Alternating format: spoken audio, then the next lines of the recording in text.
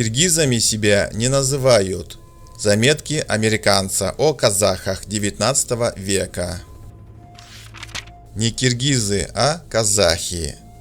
Эти кочевники, обитающие в западной части степи, не являются тем же народом, что и настоящие киргизы, живущие около озера Ысык-Куль и в предгорьях Коканда, которых русские называют кара-киргизами, черными киргизами.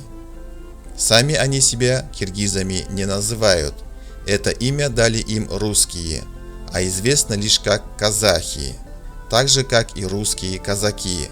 Чтобы отличить их от русского слова, русские взяли в привычку называть их киргиз-кайсаками, полностью ошибочным и бессмысленным названием.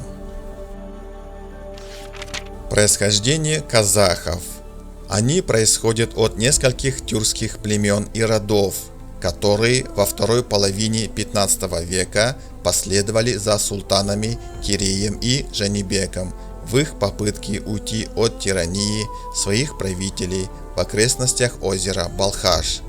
Вскоре к ним присоединились и другие, и они быстро превратились в процветающее сообщество, известное соседям как казахи.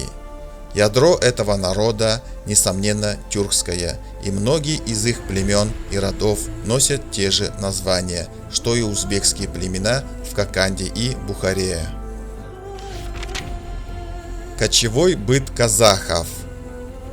По всему Каракуму мы встречали множество киргизских семей, которые направлялись из своих зимних стоянок к летним в поисках пастбищ для своего скота в степях к югу от Оренбурга. Длинные караваны лошадей и верблюдов были нагружены кучами вайлока, каркасами для юрт и домашней утварью, наверху которых часто сидела женщина, иногда с младенцем. Иногда мы заставали их за возведением ограждения из тростниковых матов для защиты стада от бродящих волков.